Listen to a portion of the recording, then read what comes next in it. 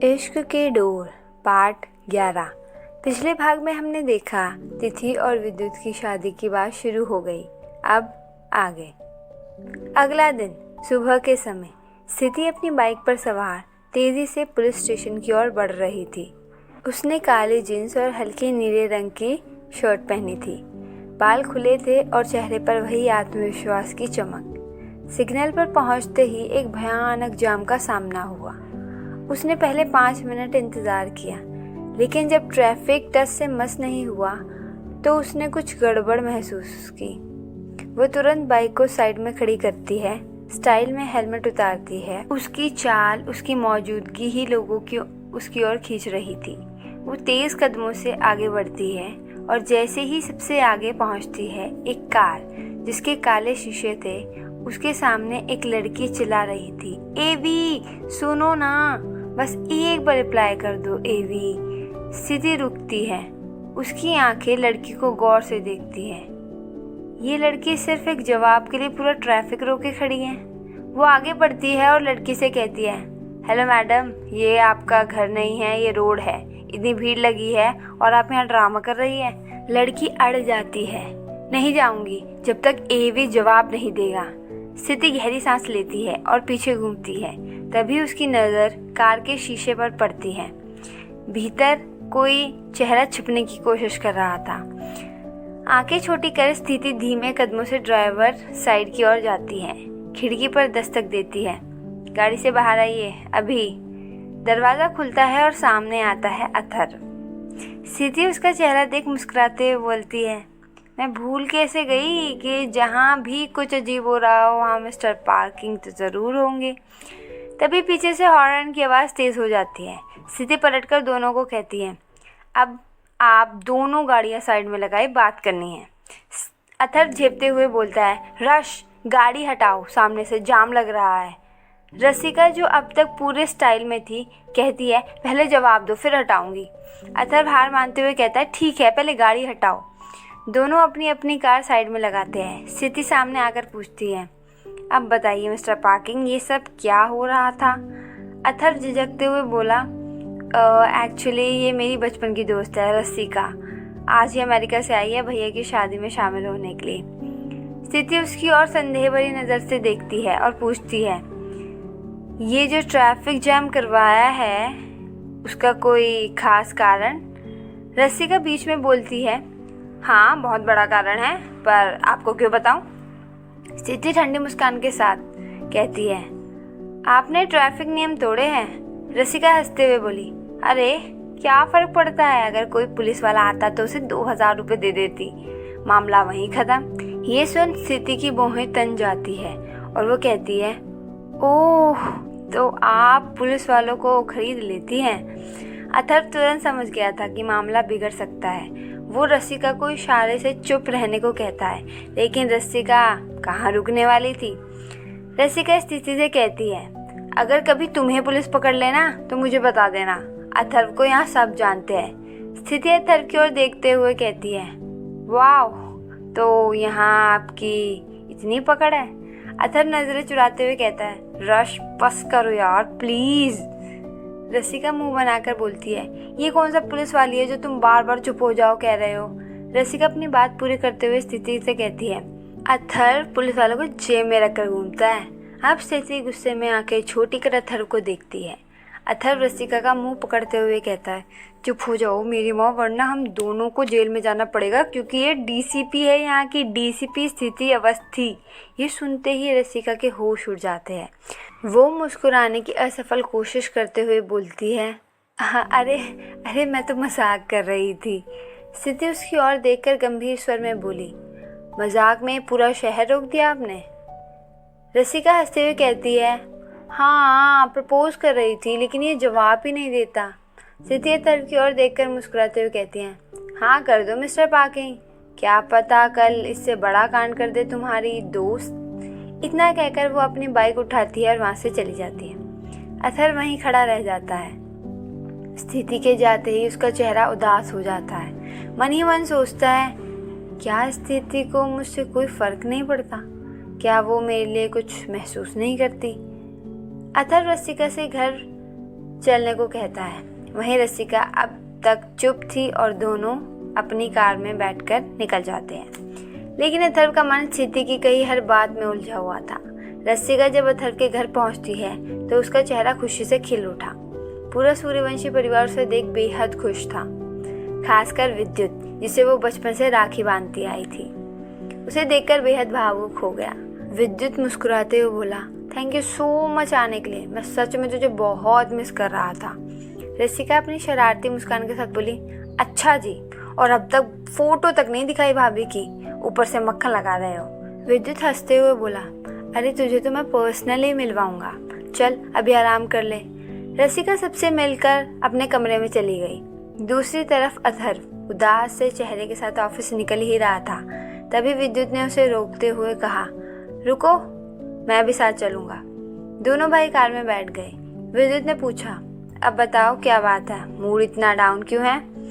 अथर्व हल्की सी मुस्कान बनाते हुए बोला, नहीं भैया, बस थोड़ा सा काम का स्ट्रेस था और कुछ नहीं। विद्युत ने मुस्कुराते हुए कहा, ठीक है, मत बताओ, तुम्हारी मर्जी। अथर्व ने जवाब दिया, ट्रस्ट में भैया, अगर कुछ होता तो मैं सबसे पहले आपको ही बताता। विद्युत ने उसके कंधे पर हाथ रखा और कहा, ठीक है, अपना ख्याल रखना। कार से उतरते हुए विद्युत के मन में चल रहा था कि कुछ तो बात है जो ये छुपा रहा है, लेकिन क्या? इस बीच दोनों परिवारों ने मिलकर शादी की तारीख तय कर दी थी, आज से ठीक 5 महीने बाद। यह खबर आते ही दोनों घर में नई रौनक फैल गई। अब तो मानो हर दिन शादी की तैयारी में डूबा हुआ था। विद्युत और तिथि जहां अपने अपने प्रोफेशनल कमिटमेंट में व्यस्त थे, वहीं परिवार के बाकी सदस्य शादी को लेकर पूरे जोश में। हालांकि शादी छोटी और सादगी भरी होनी तय हुई थी। श्री योगी नारायण मंदिर उत्तराखंड के पहाड़ों में एक बसा वो स्थान जहां भगवान शिव और पार्वती का विवाह हुआ था, वहीं तय हुआ तिथि और विद्युत का मिलन। इस संपूर्ण व्यवस्था की जिम्मेदारी अथर्व और तिथि के चाचा ने मिलकर संभाल ली। होटल बुकिंग, मंदिर परमिशन और ट्रैवल, सब कुछ पहले से ही बारीकी से प्लान किया जा चुका था। देखते ही देखते 5 महीने कैसे बीत गए किसी को पता ही नहीं चला। काम, तैयारियां और रिश्तों की बुनाई में ये वक्त जैसे पंख लगकर उड़ गया था। और फिर आखिरकार वो दिन आ ही गया जब शादी के समारोह का सिलसिला शुरू हुआ। घर में खुशी, हंसी, ढोल की थाप, मेहंदी की महक हर कोने में बसी हुई थी। अवस्थी परिवार के फार्म हाउस में, जो जोधपुर से थोड़ी ही दूर पर था, हल्दी की रस्म रखी गई थी। यहाँ सिर्फ दोनों परिवार मौजूद थे, सूर्यवंशी और अवस्थी। हर कोई पीले रंग की अलग अलग शेड्स में सजा हुआ था, मानो पूरा माहौल सूरज की रोशनी में नहाया हो। तिथि की एंट्री हो रही थी स्थिति के साथ, जो उसे प्यार से नीचे लेकर आ रही थी। तिथि ने क्रीम रंग का ब्लाउज और पीले रंग का एलिगेंट लहंगा पहना था, जिस पर पीले रंग का दुपट्टा था। माथे पर हल्की सी बिंदी, येलो डायमंड की ज्वेलरी और खुले हल्के कर्ल किए हुए बाल। उसकी मुस्कान जैसे पूरे माहौल को महका रही थी।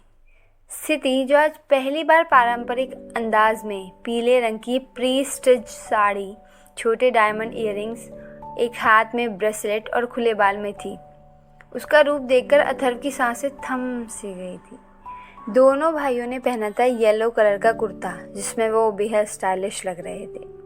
लेकिन जब उनकी नजरें तिथि और स्थिति पर पड़ी, जैसे वक्त थम गया हो। विद्युत को तिथि हमेशा ही प्यारी लगती थी, पर आज उसकी मुस्कान ने उसे फिर से दीवाना बना दिया था। और अथर्व, जो हमेशा स्थिति को जींस टी शर्ट में देखता था, आज पहली बार उसे पारंपरिक रूप में देखकर अथर्व के लिए मानो पल वहीं थम गया था।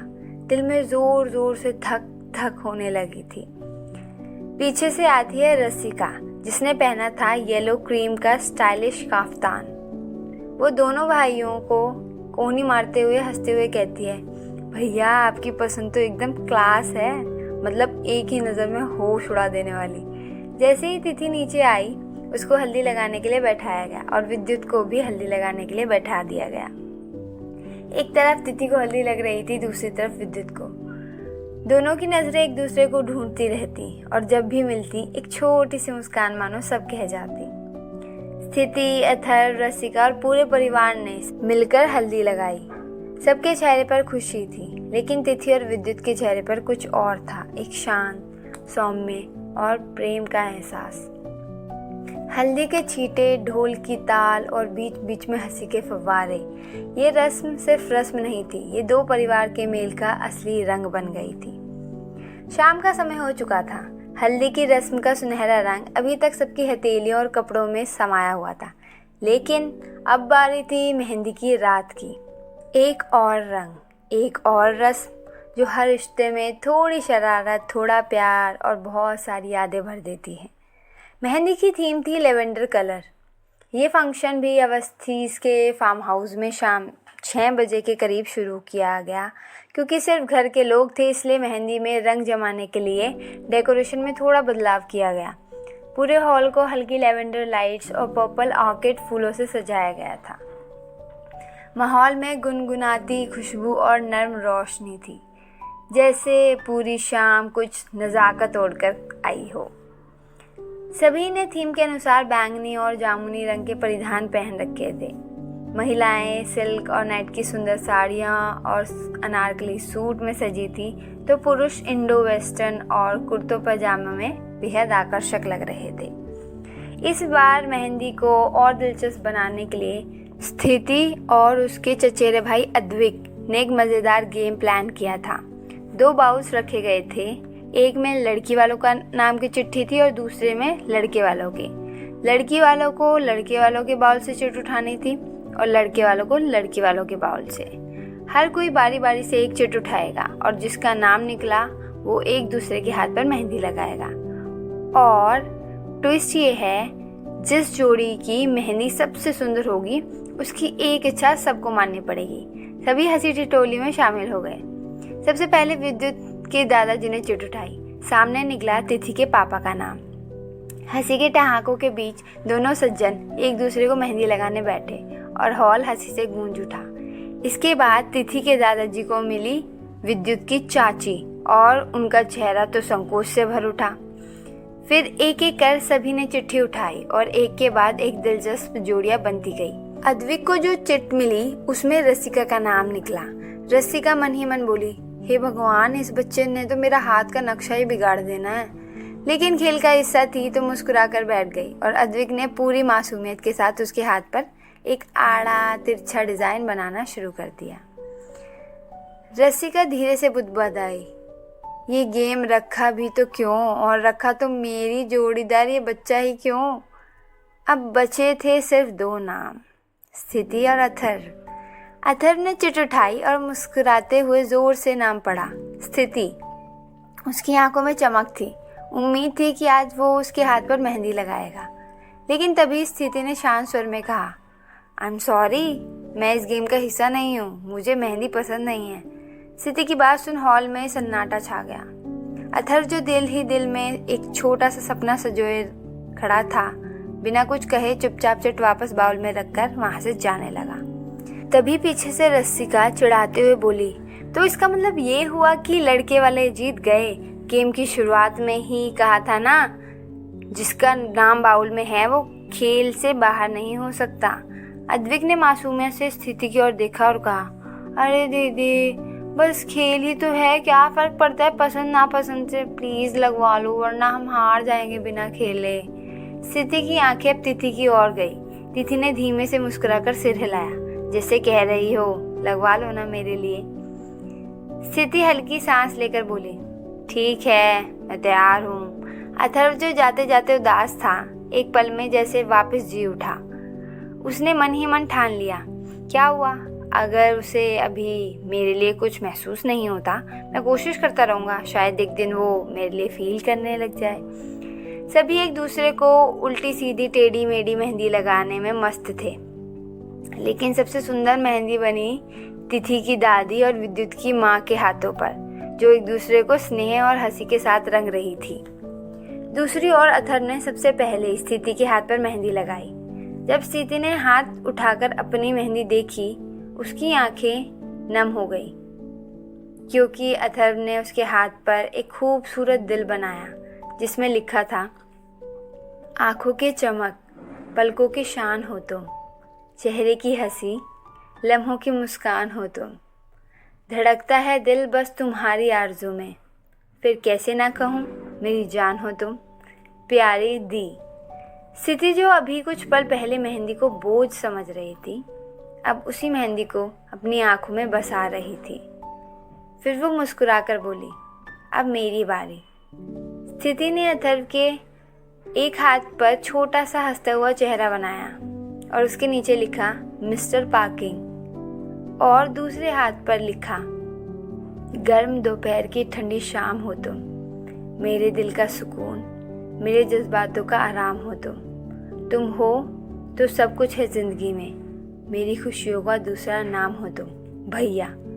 अथर्व जो हमेशा चुलबुला और मजाकिया रहता था, आज अपनी मेहंदी देख इमोशनल हो गया।